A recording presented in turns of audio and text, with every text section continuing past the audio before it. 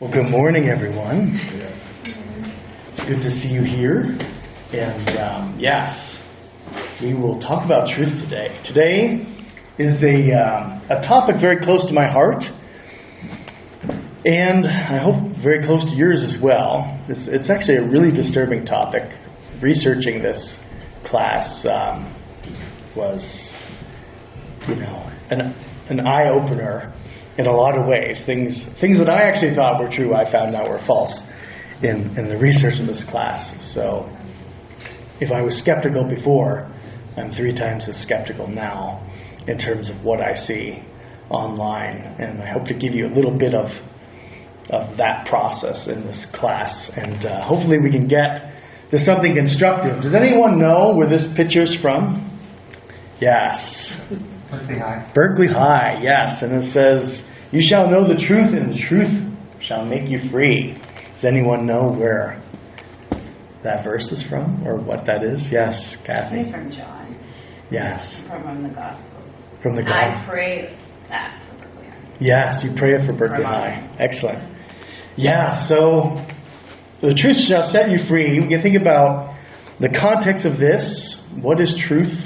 What is truth in Berkeley? What is truth in our own context? What is truth in the digital age? And Pontius Pilate asked Jesus this question. So we can think about what is truth? What do we mean by truth? What do we perceive as truth when we see it online? Are we advancing towards the truth? When I reflect on where we're at and the nature of misinformation and the pervasive nature of misinformation, and how available it is in the digital age, I wonder, what are we advancing towards in terms of truth? Does digital technology facilitate truth, or does it facilitate falsehood? And how much of what we read, see, and view is true, or how much of it's false? What can we do better to guard against online lies and misinformation? And how does this impact our search for truth in Christ? How does this impact how we see the Word of Jesus, how we understand Scripture? So these are some of the themes we're going to talk about today. And I thought it'd be fun to start this class by playing a clip from The Matrix. How many have seen The Matrix? Okay. And does everyone remember the scene where Morpheus is there? He says, "What if I told you that everything you knew was a lie?" Right? So maybe you remember that scene. Maybe you think that, or you've seen that meme a million times. And all the Morpheus memes. What if I told you? And then it fills something in, some sort of information. This is a very popular meme that's out there. And so I wanted to find this clip. And I looked for the clip. I can't find the clip. It's not in this section where he's sitting on the chair. It's not in the section where he tells him what the Matrix is. And apparently, Morpheus never said, "What if I told you?" So I found this meme as I was looking for it. What if I told you? Morpheus never said, "What if I told you?" He never said, "What if I told you everything you've ever seen was a lie?" I thought, wow, what an appropriate way to start a class on lies and truth, right? Yes. Something that I thought was true was in fact false, based on a meme that had made me think it was true. So I go back and I search for the origin of this clip, and it's not there. So I start this process thinking, what's some other part of the movie? And then, then you do other research and you find out someone who figured this out, and then someone else who created the meme to express this. And so the problem of discerning truth in the digital age is, where do you even start? How do you even know something's false when you fully think it's true? And what is the nature of digital technology as we engage in this question of truth? What does digital technology do?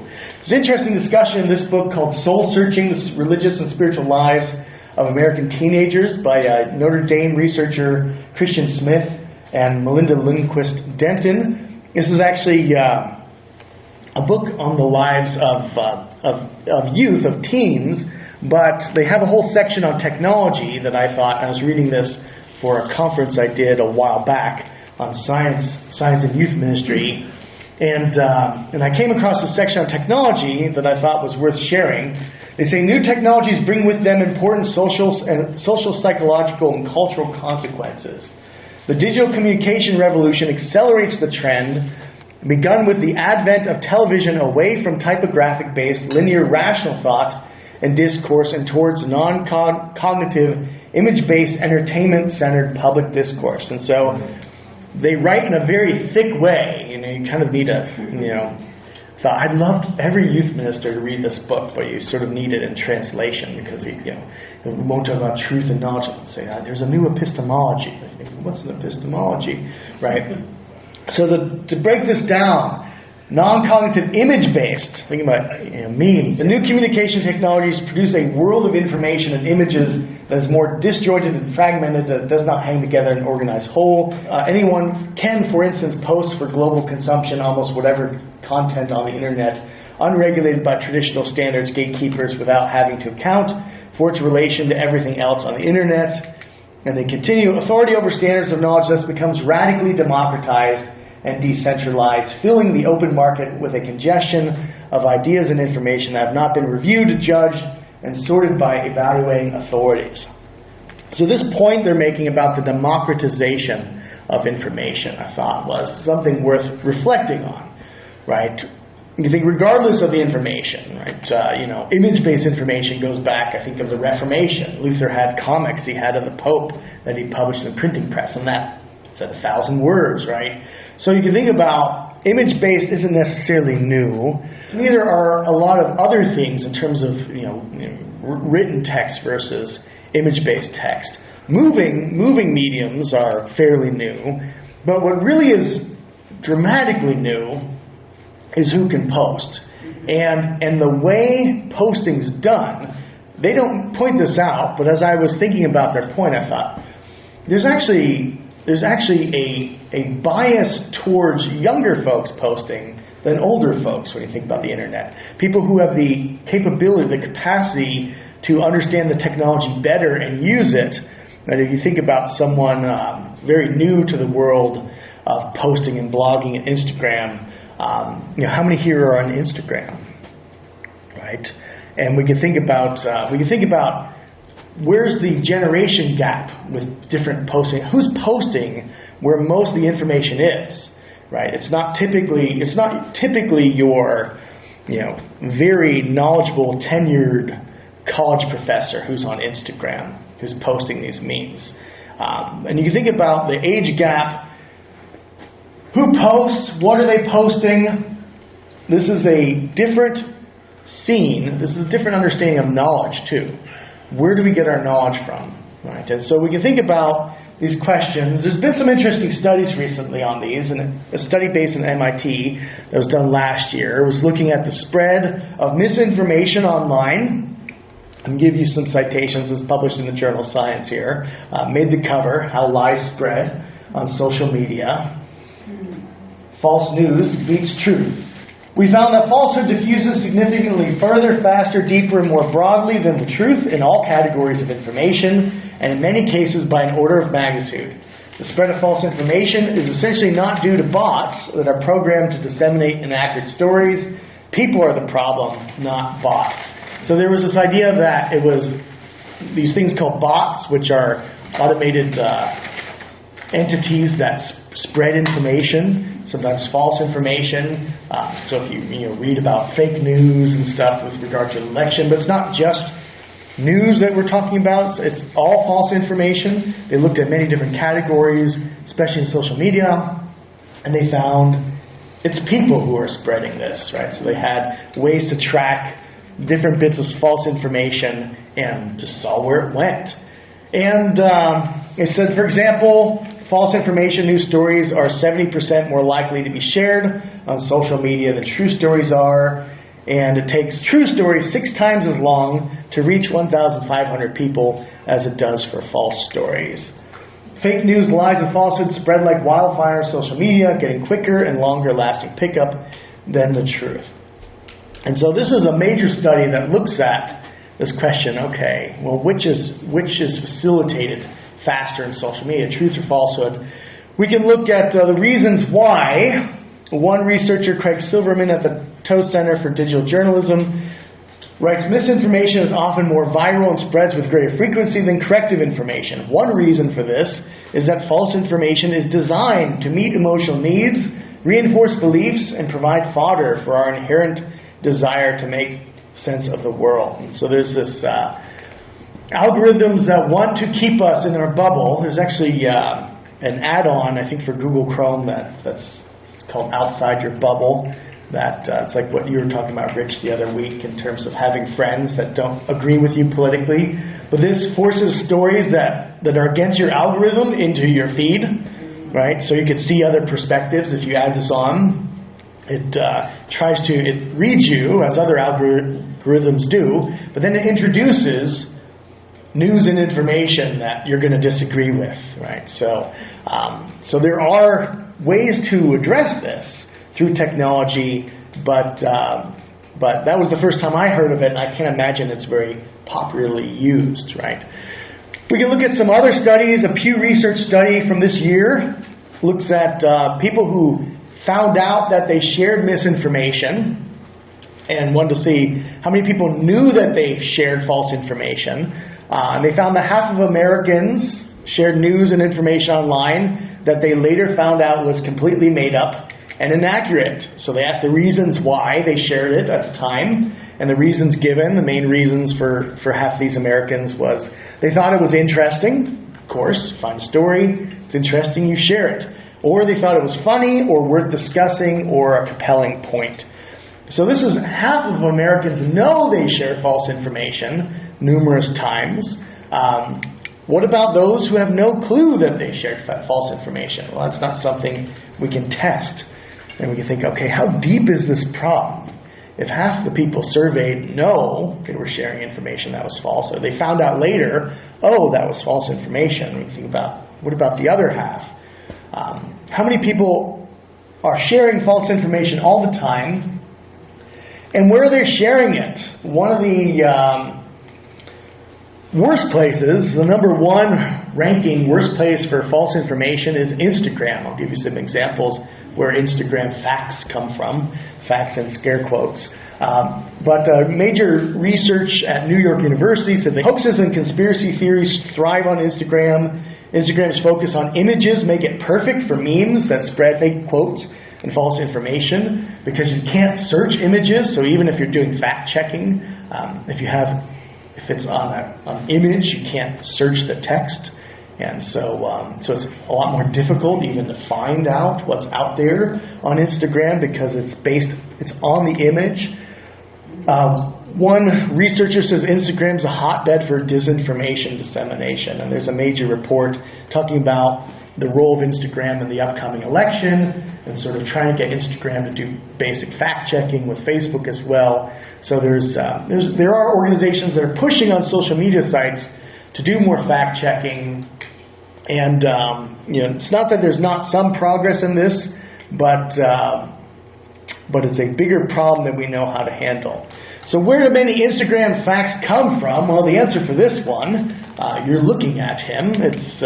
Many of the facts come from Faisal Shafiq, a 26-year-old cryptocurrency trader based in South Florida who owns @Fact, which is one of the most popular fact pages on Instagram. Also runs @Ghetto, @Facts, @Reactions, and @Epics. Has over 16.8 million followers. So he's one of the largest distributor of Instagram facts. And when he was asked, how does he find these facts? He says, well, I'll just look on the internet for something that looks interesting and has the potential to go viral, and it'll make it to a meme. And he'll post something like this. Did you know, according to scientists, being forgetful is actually a sign of high intelligence? Right. And you have people respond, well, then I must be a effing genius, right? And where's the source, right? Is this true at all? It turns out not to be true. According to studies, right? This was an example in an article in misinformation where they said, well, actually, these science studies showing why this isn't scientifically true. But to put that into a meme is not so compelling. So you think about memes like this. You think about, okay, well, what sort of damage does this do?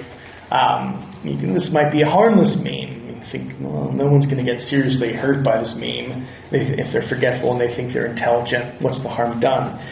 But there's other sorts of things. We can.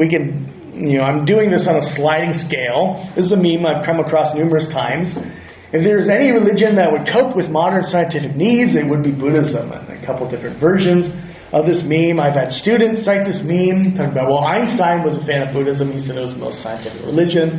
And teaching science and religion, have come across this as a point that people make.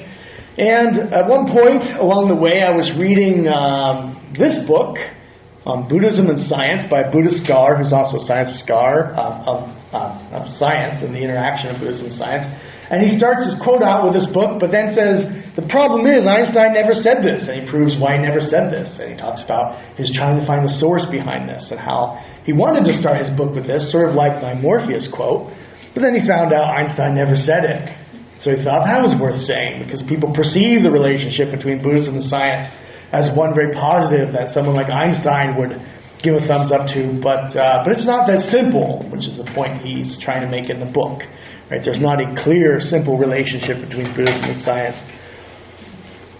So you have a meme. There's one example of a meme and one example of a refutation of a meme. Right? How many people read the book versus how many people read the meme. And then when you tell people, well, this meme is false, do they even believe you? Do they bring that into their worldview?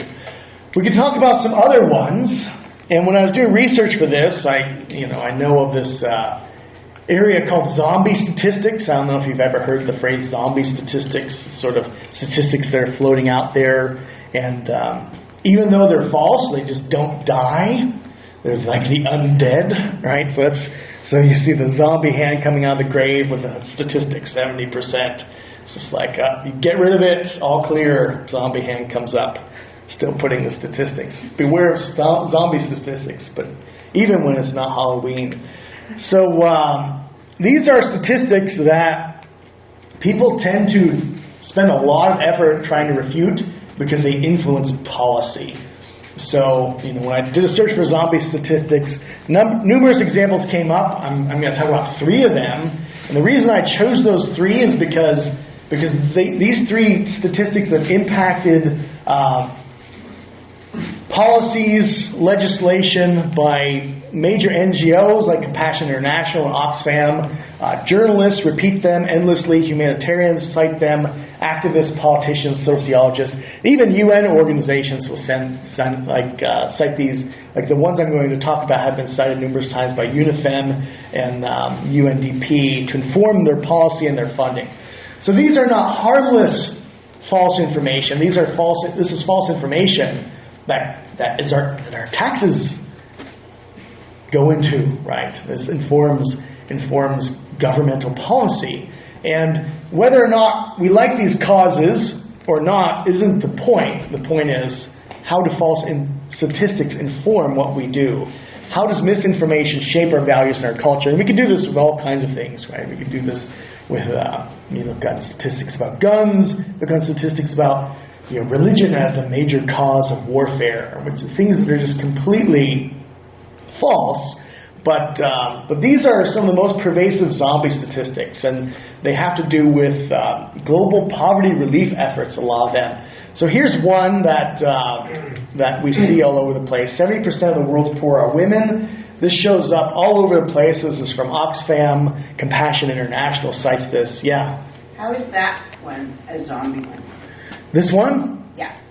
We will talk about in a second, right? So if you talk to the UN, right? So UN researchers, there's a recent study by the World Bank on the state of the poor, and the folks who led that study said if you look at the poor, they're pretty much 50-50. Actually, it's 51-49. The lead economist behind that, Kathleen Beagle, says actually men are slightly worse off than women, but and even if you add girls and boys, poverty is pretty equal, right? And so the point is, right, this is a statistic that's been repeated. UN spokesperson, some people cite the UN as a source, so the person who's the head of the statistics department of the UN thought they'd do some research to see where this shows up. Couldn't find any reference to it in any UN document ever. Said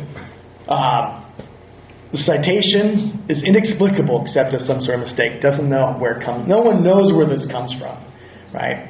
Everyone writing on this. I think there's an article. Let's see. I can give you citations for more lengthy discussions.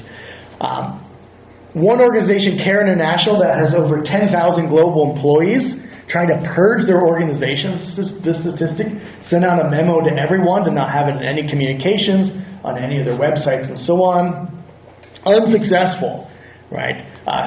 Still keeps popping up on their websites all over the place. They cannot purge their organization of the statistic. And so the difficulty of this, because someone will see it, right? 10,000 employees, that's a lot of employees to keep track of, and people developing websites, and so it'll show up because it's a useful statistic to say, okay, pay attention to this, right? The point, right? Invest in girls and women. Why? Because they're suffering. And so again, it's not a bad cause, but where does the data? How does data shape this, right? Here's another one that came up. If this is just when I did a search for zombie statistics. These are the articles that came up and talk about how they inform policy. I'll give you a statistic first. Women perform 66% of the work, produce 50% of the food, but earn only 10% of the income and own 1% of the property. We can change this. That's Oxfam. Half the population, 2/3 of the working hours, 10% of the world's income, 1% of the world's property.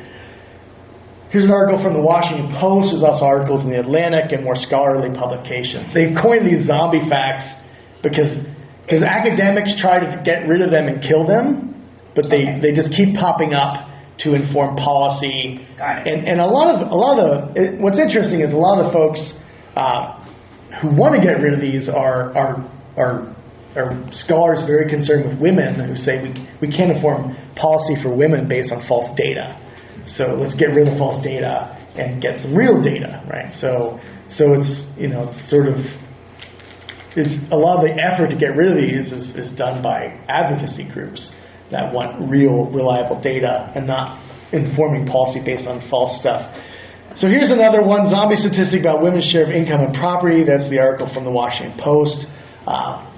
This author tried to find the source for this and says what they found originally was a line from a web page of the International Center for Research on Women. That page provided no source.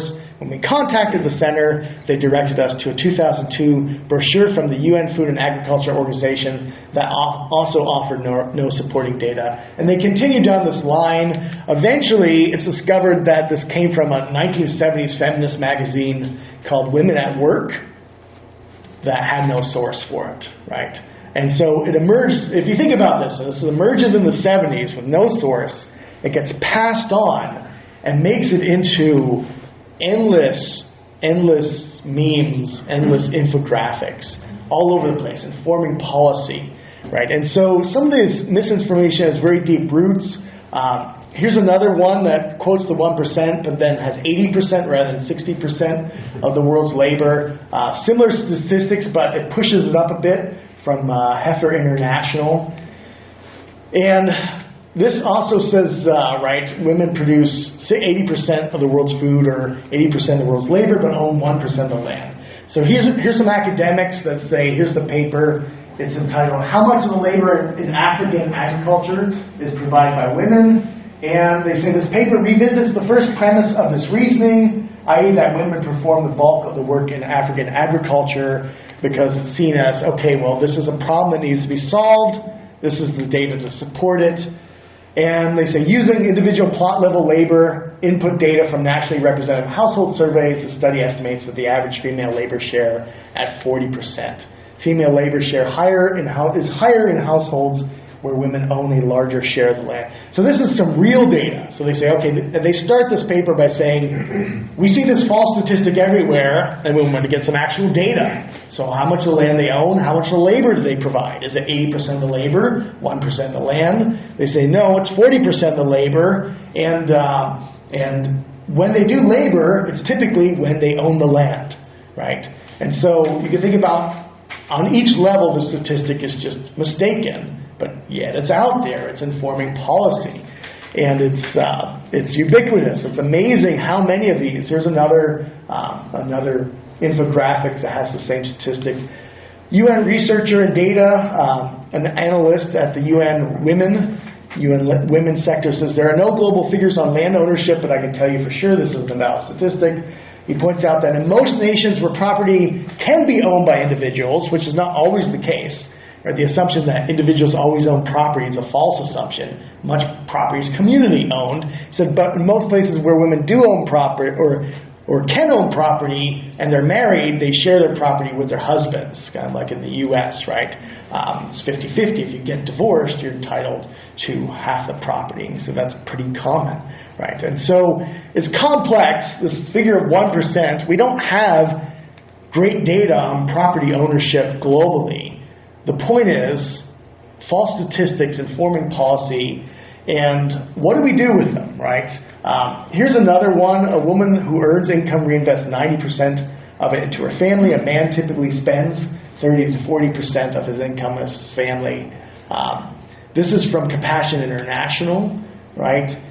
Again, this is another zombie fact. We find this in Sheryl Sandberg's Lean In, the Clinton Global Initiative. That's the first thing cited here as you know why we should pursue certain policies. There's the full infographic. You can see it on the side. This is another zombie fact.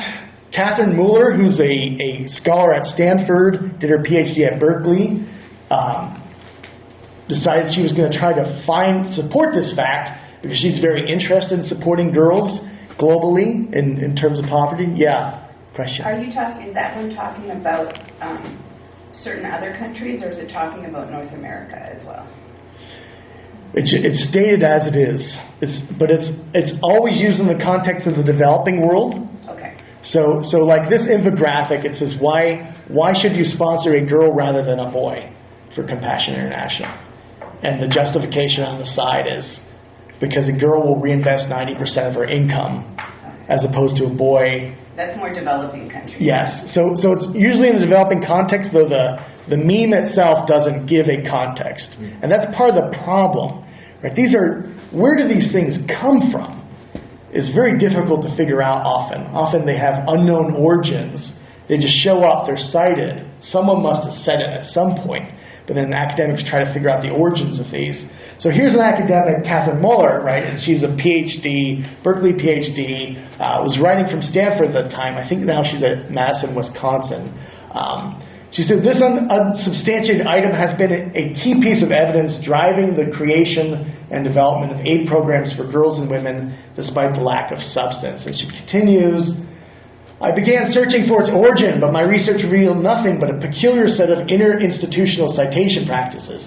The State Department cited the World Bank. The World Economic Forum cited the Nike Foundation. The Nike Foundation didn't cite any study. Neither did the UN's Food and Agriculture Organization. Melinda Gates has said it again and again. Does never cite a study. Talks about the Clinton Foundation. Sheryl Sandberg, who's major CEO, and she talks about all the people who cite the statistic, but there's just no origin for it. No one ever gives a source. And she writes a whole book on the statistic, talking about the gender effect, talking about poverty and development and how things work and how policy's done. The point, though, is these are zombie facts, right? These are things that they have no origin that can be substantiated, yet they influence endless policy. And you look at this list of organizations, you think, wow, these are the State Department, the UN, these are pretty important organizations. If they're using data that is not accurate data to inform policy, well, if it's wrong, right? If something's, because it's giving a justification for one action rather than another, right? And so these are less friendly bits of misinformation, right? Online media helps facilitate these things more than the internet adds to this problem by making these things more widespread, right? They'd be easier to contain if it wasn't so democratized. These things, you can find these on all over the place. These things show up. Some would say we're in an information crisis, and the reasons behind this are cynicism. Citizens are losing trust, even in trustworthy sources. Fragmentation. Citizens have access to potentially infinite knowledge with a pool of agreed facts on which to base social choices is diminishing, irresponsibility, no one's checking their facts, apathy, citizens are disengaged from the established structure of society, and confusion. Right? We don't know what's true and what's not true. And so we're in this situation of misinformation. I mean, you could say, okay, well, who to turn to? Right? Who should we turn to?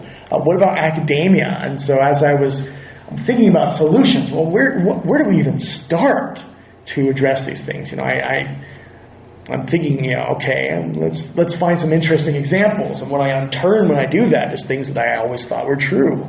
And then I say, okay, well, I'll present those. And I thought this is probably why I wanted Bruce here. I'd be curious to hear his response. Yeah, because I was... And Alan Kropp, too. And Alan Kropp, yeah, because, and so I'm hoping to follow up with them. Because I'm trying to think if I ever heard Bruce talk about this. And I'd be curious, well, okay, Bruce, can you give me a source for this? Are you using this, right? Because this data goes so deep, this misinformation, and it takes a lot of work to find the refutation of these things, right? And access to scholarly publications, right? Which I have, but the typical person who's not in the university can't just find these articles and read them without access to a database. Yeah, but Kathy. I'm not disputing information problems, but if you talk to like Alan Kropp, he's talking about solid data of a small thing where girls are much more likely to be trafficked. There's data on it. Yeah. If you sponsor a girl, they need to sponsor boys as well. Yeah. But the boys are less valuable. The girls are less valuable. They're more likely to be sold. Yeah. So I have a little quibble about focusing on this because there is places where that happens. Yeah, or certainly. IJM, there's places, but IJM is also a big push to rescue boys who are fishing. And it's more it's labor trafficking versus sex trafficking. Right. Yeah. So they do both, but I think there's a danger in presenting this, especially if you're presenting it to the youth, of saying we don't need to help women. And I get that we do, that this is just misinformation, but is this the best example to focus on? This goes so deep, so half the things I'm finding out about sex trafficking too, and labor trafficking, and statistics that are used which are boys and girls, but only presented as girls in the same format. Right? Yeah, so, I'm just saying there's places where it's true, and there's people where they are doing boys as well. Yes, and even in larger proportions in certain places, and that's why. And even the people who are doing the sex trafficking too, this could be an endless class, and that's sort of the. To use a few examples that influence policy, and I decided not to talk about sex trafficking because it's just too sensitive, right, in a certain way. There's sort of an emotional feel, because the point is not to say there's not a problem that needs to be addressed in any way, shape, or form. It's just saying when we're using data and we're skewing it, right? Absolutely. So it's, and to say if half the boys are poor, right? And you're saying, okay, well, if only all girls are sponsored, it creates a problem. That is right? a problem. Yeah. And so it's more. This is what emerged as the most clear-cut things that I could give as examples. When I was looking for, I was just doing a broad scan and to see what's out there, and these were the things that showed up in that broad scan. So that's why I chose these specific examples. Didn't want to find 3 examples specifically in this area. It's just these were the articles that people want to get rid of these zombie statistics, and they're the toughest ones, I think, because of the emotional attachment to them. It makes them very difficult to get rid of. It's easier to get rid of statistics about gun laws, right? Fake statistics, but these we kind of want to be true. I think maybe as part of it. Yeah, Larry. One observation on that is 50-50, if this turns out to be the truth, is incredibly boring truth. Yeah. As opposed to 80-20. 80-20, Yeah. That's so unfair. That's so wrong. Yeah. But 50-50, it's just... It is. And that's the data that's out there is much more 50-50. Or it's just sort of, it's not interesting. Right. And it doesn't really... It doesn't lead to a call to action in a certain way. Yeah. And so... It's not going to motivate policy. A minor correction is you pointed out that it's really hard work to get to the truth, to get to reliable sources of information. Yeah. Scholarly articles are available, typically to the general public. It costs about $50 to download a scholarly article and use it for a day. Yeah. And then it evaporates, and then... You might have like 30 or 40 of them to find it.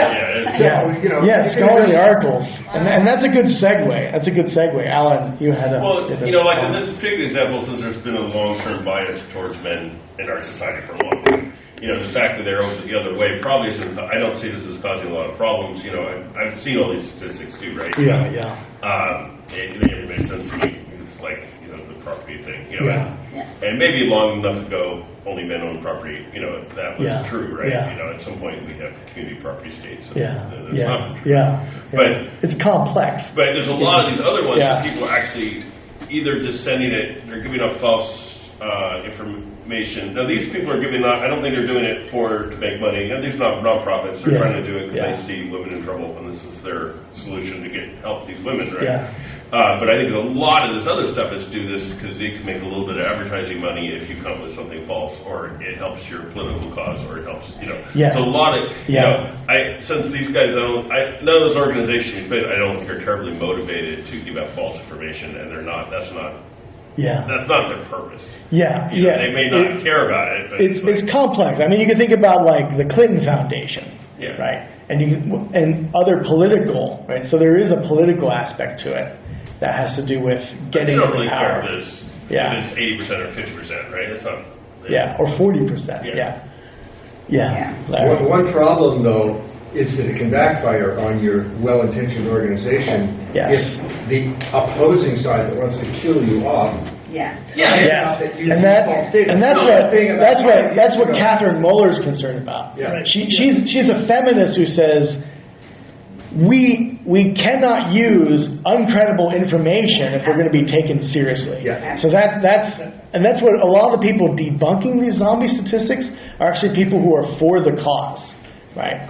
So they're to preserve their integrity. I mean, one of those Facebook friends I had that has other political opinions, let us say, is exactly an example of what Larry just said. He's mad about the fact that these things are. I mean, he's an anti-feminist. And he uses exactly the fact that the facts put forward are wrong to support his opposite political opinion. See, they lie, and that's how they get you to believe. Well, that's just it. It's so tricky, right? Even looking. So I probably did 30 hours of research on the history of property rights in the world, trying to get a couple slides on this. And it is so complex. I mean, from hunter-gatherers to the Code of Hammurabi, so it gives women property rights. And this was pretty typical in the ancient Near East. And then you can look at the Jews, and you can look at in the Middle Ages. And so I'm thinking, well, the whole thing unravels. But the complexity of the truth is something that's never going to be captured in an infographic, right? And so it's sort of like, well, we could have a whole course on this question, or we could try to present it in a meme that's false. Right. And then there's the question of what do we do, right? So the next slide is a video that I want to give you some context for that has to do with scholarly articles, right? So this is a video that's captured. This was a documentary filmmaker did a clip on this because I don't know if. How many here have heard of the so-called hoax? The so-called, Alan so-called? So-called? No, not SoCal, like Southern Cal. No. So this was a scholar who thought postmodern journals had no criteria whatsoever to be published in. So he just invented some papers, and they got accepted for publication or published in the so-called peer-reviewed postmodern journals. Then he exposed that it's all fake, and it was this big thing. And so this has been dubbed so-called squared because they did it with 20 times the amount of journals. And they wanted to expose journals and fields that they thought had no standards, academic standards. So this was a group of scholars who wanted to expose academic fraud to the world, right? And and to see where they would get their papers accepted and the sort of papers so one of them they gave an argument against the Jews from Mein Kampf, but rephrased it in the language of feminist critical theory, and it was accepted. So this is wonderful scholarship, right? In another paper, based on racial studies, they suggested, a good way of showing people their privilege is to put white boys in chains on the floor in schools to show them their privilege, and this was accepted to issue a journal on race. And all false credentials, right? Fake credentials, fake PhDs in these submissions, never looked into. The research never vetted, right? So these are academic peer-reviewed papers from the top journals in some of these fields. And I'm going to show you this, because this is the question. Well, what do you even trust in academia, right? Well, this raises even more questions. So you can see what you think of this video. I want to give you context because it sort of jumps in the middle, and it's going to show you, the first paper that they sort of the text from the first paper that was received. Is the light okay in here? Yeah. Well, I just read my email. We have our first win. The dog park paper has been accepted. They don't know. We're about to tell them. So he's going to tell his other scholars that they accepted. Let me tell you about the dog park paper. The dog park paper, which is still online, if you want to. These haven't been removed from the journals even after they knew it was a hoax. They stand by their editorial decision. That's really interesting. But they said they analyzed dog parks all throughout the Portland area as exemplifications of rape culture and toxic masculinity, right? So this is, and they kind of give this argument about that men should be trained like male dogs to sort of like sort of some radical suggestions that are published in this journal. If you want to read it, it's crazy stuff. I don't want to go into details, and I have it recorded, But you can see the response, because they never thought this. They thought this paper was just crazy. It would never be accepted. So it was accepted. Got to read you something. Dear Dr. Helen Wilson, I have now closely considered the revisions of your manuscript, Dog Park, and will recommend its publication in Gender, Place, and Culture. You have done very good work to address the issues reviewers raised and have clarified your arguments. Thank you for your contribution to Gender, Place, and Culture, and I hope to be seeing your manuscript in print. Yours truly, PhD, Managing Editor. Leave out the names of the people involved. We have an accepted paper in the #1 feminist geography journal.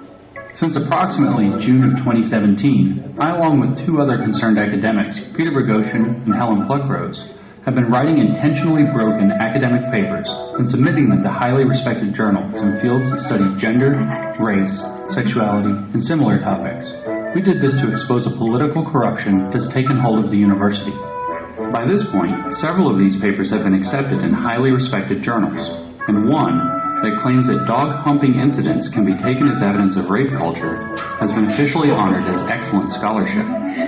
I'm not going to lie to you. We had a lot of fun with this project. The reviewers are worried that we didn't respect the dog's privacy.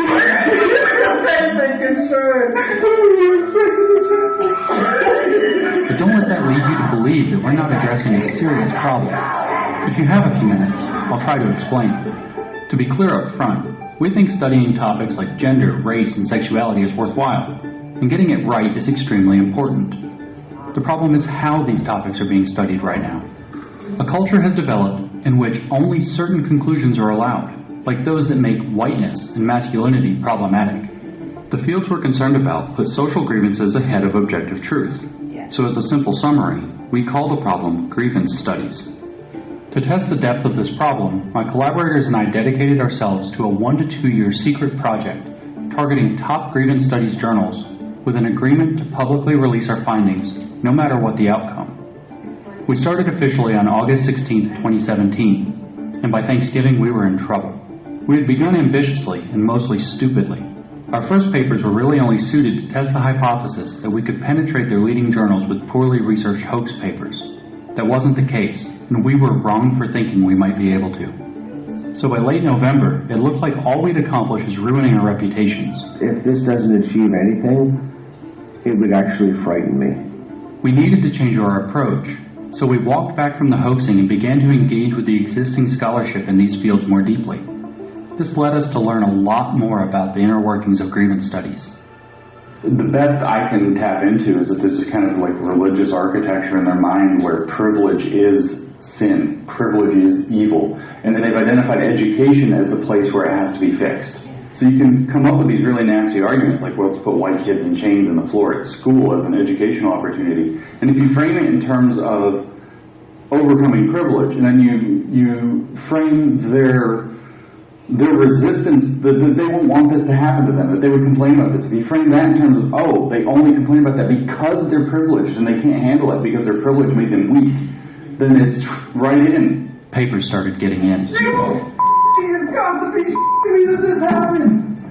By March, with 2 papers accepted and 1 published, it would be fair to say that we had become accepted grievance scholars. By June, it was 3, with 1 having been officially honored by the journal as excellent scholarship. By July, it was 5. By August, 7. This shouldn't have been possible. So far, what we're learning is rather astonishing, but the data we've gathered require more analysis to fully comprehend.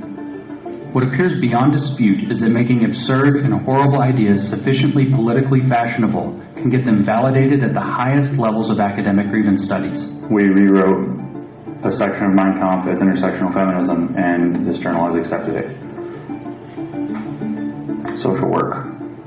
This is deeply concerning, because the work of grievance scholars goes on to be taught in classes, to design educational curricula, to be taken up by activists, to influence how media is produced, and to misinform journalists and politicians about the true nature of our cultural realities. No one tolerates this sort of corruption when they find out an industry is funding biased research to make itself look a certain way. The same scrutiny should apply to research when it pushes a political agenda. And we have uncovered enough evidence to suggest that this corruption is pervasive among many disciplines, including women's and gender studies, feminist studies, race studies, sexuality studies, fat studies, queer studies, cultural studies, and sociology.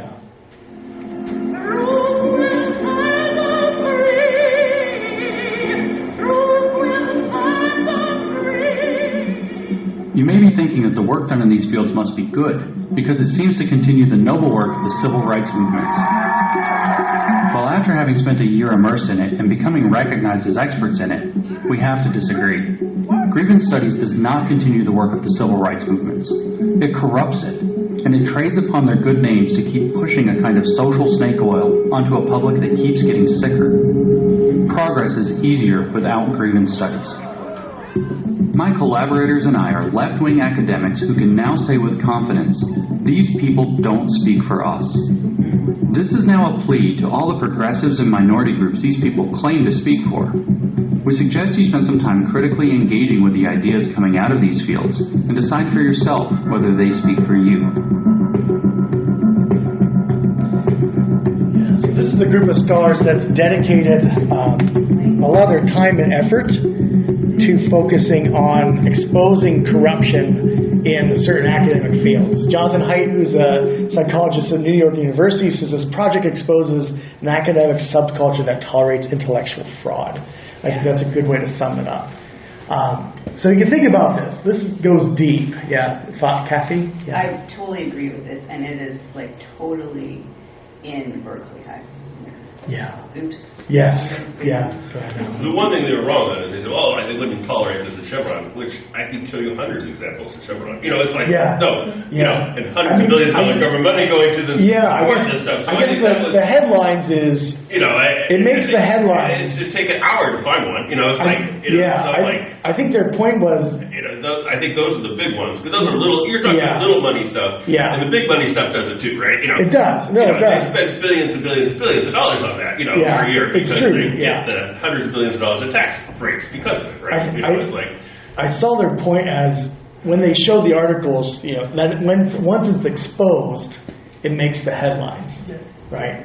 And so what's interesting about once these papers were exposed, I'm guessing this is the first time anyone's heard of this, right? Right. Have you heard of this? The specific. Not this particular. Yeah, right. So the academic to have these top academic journals accept your paper when you're citing when you're quoting Mein Kampf, right? And so that's what they're saying is they're trying to bring this to a level of notoriety that they think when there's a big company that's exposed, it makes headlines. They're thinking, well, why not? Why don't people care about their children's education as much? But I think you found a lot of areas that have, because I don't know how many articles were accepted during that time. Probably a million or two, right? So, well, no, I don't know how many magazines they were talking about. No, I mean, you're talking about a handful of academic journals. There's only a handful of journals. I don't recognize the journals. One of my mistakes, right? Yeah. But there's a lot of journals out there, right? And some are more, it's the pay-to-play ones and all these other these, right? they focus on the top peer-reviewed journals in these fields. All right, and they are. Okay, I don't know my journals. Yeah, and so they publish their results. They publish their results. It shouldn't be wrong. Yeah. There's stuff gets in. There's a lot of articles. Oh yeah, no, I'm a managing editor for a peer-reviewed journal. I'm the gatekeeper, and I can imagine how easily stuff could get in. But it's sort of, what are your standards for peer review? Are there criteria for your fields? Who's going to catch it? And then once it's published, do you take it down? Right? It's a little odd that they're not taking it. Yeah, these things are still available. There's a process for that. Yeah. No, they officially retracted them. Right? Oh, they did? They retracted them. Okay. Right? But they're still available online. Okay. Yeah. Even though they're retracted. But they were retracted. Yeah, last night I downloaded like 6 of them just to look at what they're actually saying. I thought, wow. Yeah. So, again, this stuff goes deep. We could bring it back and think about what is truth? What does it mean for the truth to set us free, right? We could go back to what we started with, this engraving, Berkeley High, right? Think about our context. Think about truth in our own context. It's interesting, if I look at this verse, and you will know the truth, and the truth will set you free, I'm curious, what's the verse before that? John 8:31, therefore Jesus was saying to the Jews, having believed in him, if you abide in my word, you are truly my disciples, and you will know the truth, and the truth will set you free. So there's a context for abiding in Christ for the truth to set you free. So we can ask, well, first of all, what does it set us free from? Right? I tried to give you some truth today in the context of falsehood, and we can ask, what does it set us free from? And then how can we better abide in Christ's word in this age of information, in this age of misinformation? Right? This is what I'm trying to get us to think about. Right? When you're talking about truth and falsehood, you can always focus on one thing rather than the other, and there's always a million complex details that are remaining. I'm trying to package this in a way that is as fair as I think I can do. But then we have to step back and say, okay, well, what does that mean for us? Right? This is the beginning of a journey to say, okay, well, what do you do with this? Right? It's all over the place, not just in these fields, but these were the fields where these scholars have noticed the criteria have slipped the most, and that's why you could do. They actually, similar scholars attempted to do this in other areas, right? I know my own field has criteria. I reject papers all the time, and you say, okay, well, our peer reviewers have certain standards, right? And so I know our standards. Rich knows his field standards, right? Bruce knows his field standards, and you can say, okay, well, what are the standards for these fields when they have such a social impact? And that's part of the question. And this is an academic question, but then there's the question of memes. There's a question of when you read an article, do you look for the sources? Do you look it up? Do you say, okay, well, how true is this?